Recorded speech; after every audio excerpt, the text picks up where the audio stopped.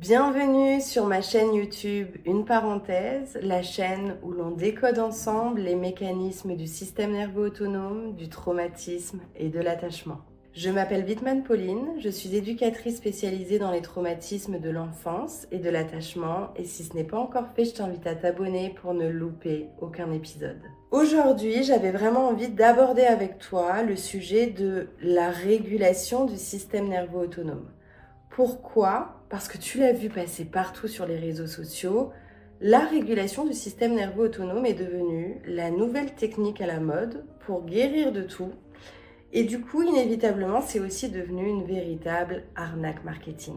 Tous les jours, je vois passer des dizaines et des dizaines de posts et de programmes qui te promettent en seulement quelques semaines de guérir de toute ton anxiété, de tous tes symptômes, de toutes tes émotions, de tous tes traumatismes, de faire décoller ton business, de gagner beaucoup plus d'argent ou même de rencontrer l'homme ou la femme de ta vie. Attention, ici je ne dis pas du tout que la régulation du système nerveux autonome ne sert à rien. C'est une technique que j'ai énormément utilisée dans mon propre parcours de guérison et que j'enseigne moi-même dans mes accompagnements. Mais ce qui me pose problème, c'est les promesses qu'on te fait au travers de ce mouvement marketing.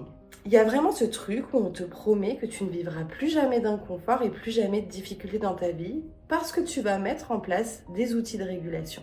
Et ça me pose problème parce que d'un côté, on te fait croire implicitement que si aujourd'hui tu n'as pas encore atteint tes objectifs, peu importe si on parle de guérison, de business, de famille, etc., c'est parce que tu n'as pas fait assez. Et ça vient naturellement déjà nourrir la croyance que l'on intègre lorsqu'on a vécu des chocs, des traumatismes développementaux, que l'on n'est pas assez et que l'on devrait faire plus. Pourquoi? Parce qu'un enfant, lorsqu'il vit un traumatisme développemental, il ne se dit pas que ses parents, que ses figures d'attachement ont été insuffisants. Il se dit que c'est lui qui n'a pas été assez pour pouvoir garder le contrôle et ensuite se suradapter. Et d'un autre côté, ce qui me pose aussi vraiment problème, c'est qu'on vient valider la dynamique sociétale que c'est pas tout à fait acceptable encore d'être vulnérable, de vivre de la fatigue, de travailler moins, de ressentir et d'exprimer des émotions. Donc ce qui se passe aujourd'hui, c'est qu'on vient dévier un outil qui est vraiment utile dans un processus de renégociation des traumatismes pour pouvoir te permettre encore une fois d'éteindre ton inconfort et de ne travailler qu'en surface. Parce qu'en réalité, personne ne te pose la question de pourquoi est-ce que ton système nerveux autonome il a dû se déréguler autant. Personne ne te demande pourquoi est-ce que ton système nerveux autonome a dû se protéger de la sorte et ce qu'il a besoin encore aujourd'hui de protéger. Et quand je parle de ces choses à protéger, ça peut être des sensations que tu n'as pas encore la capacité de ressentir, des émotions que tu as intégrées comme étant inacceptables ou trop dangereuses, des conflits internes, des croyances limitantes, je ne suis pas assez, je dois être plus parfaite, je dois me faire plus petit, etc., etc. Encore une fois, on vient mettre un pansement sur le problème visible, alors qu'il y a un tas de choses, un tas de blessures, un tas d'énergie de survie qui se cachent en dessous de l'iceberg. Et on te promet que en travaillant juste au-dessus, ça sera suffisant. Alors que pas du tout. Pour que tu puisses au mieux comprendre mon propos, je vais te donner un exemple très simple. Imagine que tu as des maux de tête récurrents parce que tu es dans une phase où tu ne dors pas très bien. Peut-être que tu te réveilles souvent la nuit, peut-être que tu as du mal à t'endormir, peut-être que tu vis des cauchemars, peu importe. Si tu prends un Doliprane pour calmer ton mal de tête, ça va marcher sur le moment.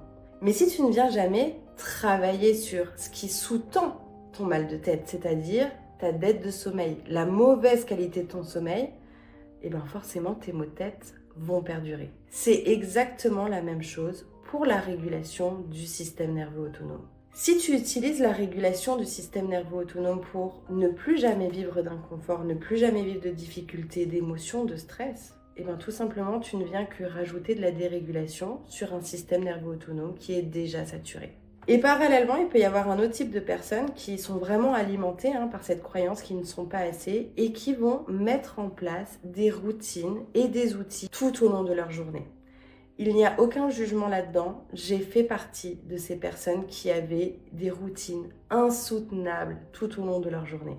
Le problème, c'est que lorsque je ne pouvais pas faire mes routines, Lorsque je ne pouvais pas mettre en place un outil de régulation, parce que c'est pas toujours simple de venir shaker lorsqu'on est dans un repas de famille ou lorsqu'on est en plein milieu d'un supermarché, et ben à chaque fois mon anxiété, mon angoisse, mes symptômes revenaient. Et ce qui se passe, c'est que finalement, on n'avance jamais dans notre processus de guérison. C'est comme si on était appuyé sur le frein et la pédale d'accélérateur de notre voiture.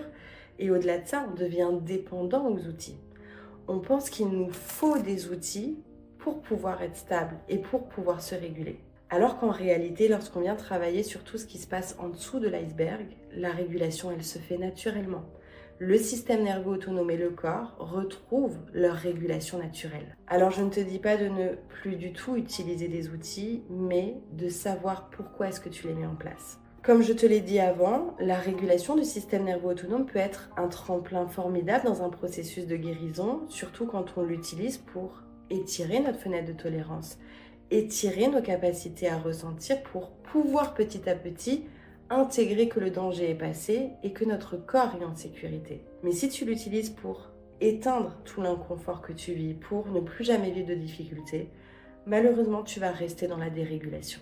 Et il y a autre chose à prendre en compte.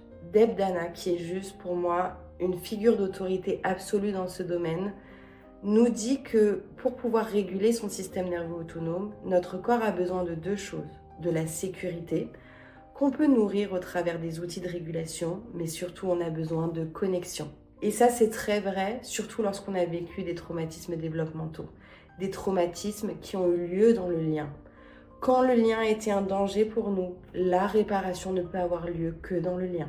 C'est vraiment quand on apporte un cadre cohérent à notre corps qu'il peut enfin processer les charges de survie qui sont restées bloquées dans notre système nerveux autonome. La régulation du système nerveux autonome seule ne suffit pas. Si tu mets en place des outils dans ton coin en toute autonomie, malheureusement, tu vas passer à côté de ta libération et de ta transformation. Je sais que ça fait peur de venir affronter tout ce qui se cache en dessous de notre inconfort, toutes les sensations qu'on n'a pas pu processer, toutes les émotions qu'on n'a pas pu exprimer, tout ce processus de deuil aussi que l'on n'a pas pu encore traverser. Mais crois-moi, sans ça, on ne guérit qu'en surface et tu vas passer ta vie à te réguler. Et ça, j'en parle beaucoup sur mes réseaux sociaux, mais pour moi, ça a été un véritable choix. Aujourd'hui, je passe des journées entières, des semaines entières sans avoir besoin de mettre en place un outil ou une routine. Pourquoi ? Parce que mon système nerveux autonome a réussi à retrouver sa capacité naturelle de régulation. Alors s'il te plaît, sois vigilant, sois vigilante à tout ce que tu vois passer aujourd'hui sur les réseaux sociaux. J'aimerais bien avoir ton avis sur ce sujet, alors n'hésite pas à me laisser un petit commentaire et on se retrouve très vite pour mes nouvelles inspirations et pour un nouvel épisode.